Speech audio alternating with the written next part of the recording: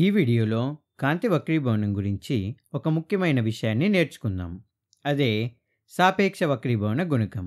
ఈ కాన్సెప్ట్‌ని క్లియర్‌గా అర్థం చేసుకోవడానికి ఒక చిన్న లెక్క చేద్దాం. ఇక్కడ చూడండి. మనకు గాజు యొక్క వక్రీభవన గుణకం ఎన్‌జీ = 1.5 అని ఇచ్చారు. అలాగే నీటి యొక్క వక్రీభవన గుణకం ఎన్‌డబ్ల్యూ = 1.33 అని ఇచ్చారు. ఇప్పుడు ప్రశ్న ఏంటంటే, నీటితో పోల్చితే గాజు యొక్క వక్రీభవన గుణకం ఎన్‌జీడబ్ల్యూ ఎంత అవుతుంది అని. ఈ లెక్క చేసే ముందు అసలు ఈ వక్రీభవన గుణకం అంటే ఏంటో ఒక్కసారి గుర్తు చేసుకుందాం.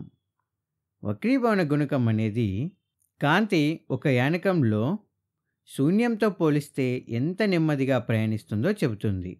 ఉదాహరణకు, ఒక యానకం యొక్క వక్రీభవన గుణకం n అనుకుంటే ఆ యానకంలోని కాంతి వేగం v.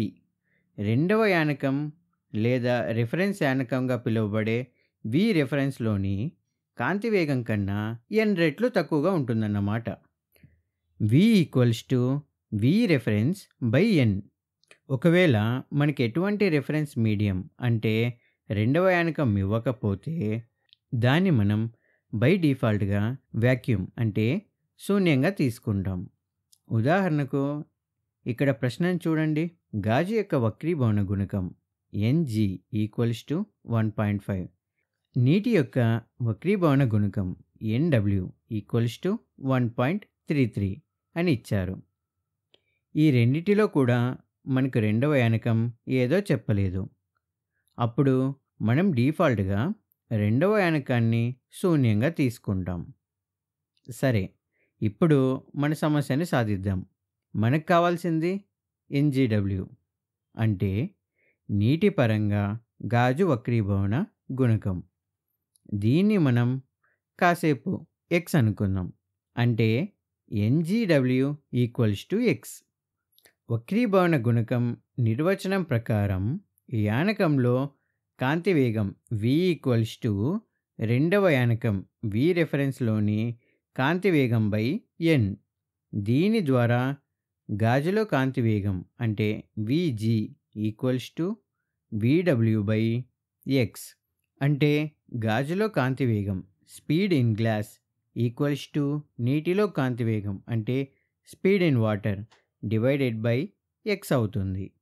మనకు x విలువ కావాలి కాబట్టి సమీకరణాన్ని మారిస్తే x = vw/vg అవుతుంది. అంటే నీటిలో కాంతి వేగం డివైడెడ్ బై గాజులో కాంతి వేగం. అంటే సింపుల్‌గా చెప్పాలంటే మనకు నీటిలో కాంతి వేగం మరియు గాజులో కాంతి వేగం అదేంటో తెలిస్తే సరిపోతుంది. ఇప్పుడు ఈ x విలువను ఈజీగా కనుక్కోవచ్చు. ఇప్పుడు మనకు తెలిసిన విలువల్ని ఇందులో ప్రతిక్షేపిద్దాం. మనకు లెక్కలో ఏమిచ్చారు? ఎన్‌జీ మరియు ఎన్‌డబ్ల్యూ ఇచ్చారు. కానీ మనకు కావాల్సింది ఏమిటి? నీటిలో మరియు గాజులో కాంతి వేగం. ప్రస్తుతానికి మనకు నీటిలో మరియు గాజులో కాంతి వేగాలు తెలియవు కదా. కానీ మనకు ఒక యానకంలో కాంతి వేగం v = శూన్యంలో కాంతి వేగం c/n అని తెలుసు. దీని ద్వారా నీటిలో కాంతి వేగం అంటే vw = c/1.33 అవుతుంది. ఎందుకంటే మనకు నీటి యొక్క వక్రీభవన గుణకాన్ని శూన్యం పరంగా తీసుకున్నాం కాబట్టి రిఫరెన్స్ ఏమవుతుంది? c అవుతుంది. అలాగే గాజులో కాంతి వేగం vg = c/1.5. ఇక్కడ కూడా c అంటే శూన్యంలో కాంతి వేగం. అందుకే x = c/1.33 divided by c/1.5 అని ఇక్కడ వస్తుంది.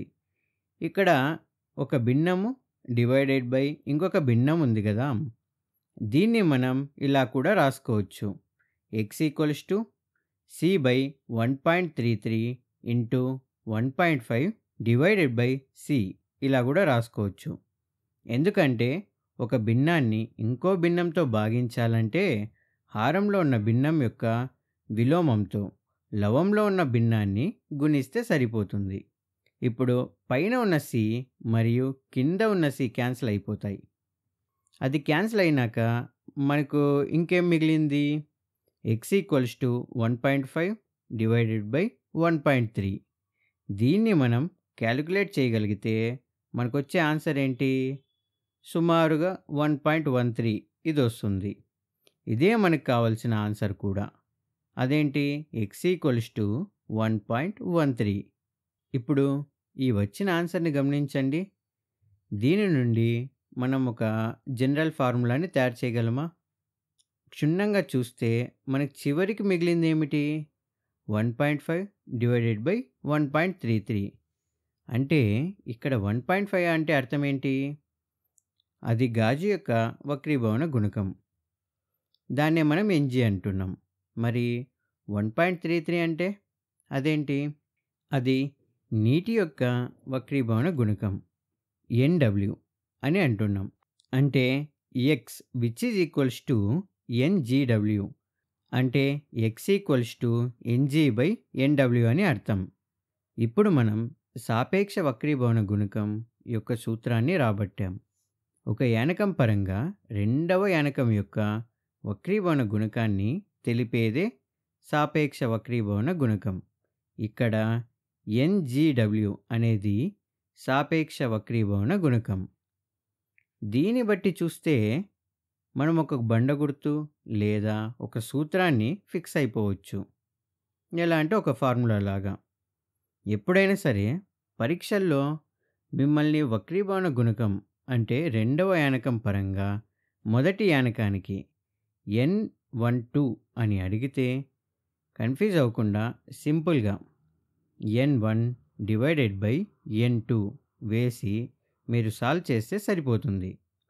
అంటే పైన మొదటి యానకం విలువ వేయాలి, కింద రెండవ యానకం విలువ వేయాలి.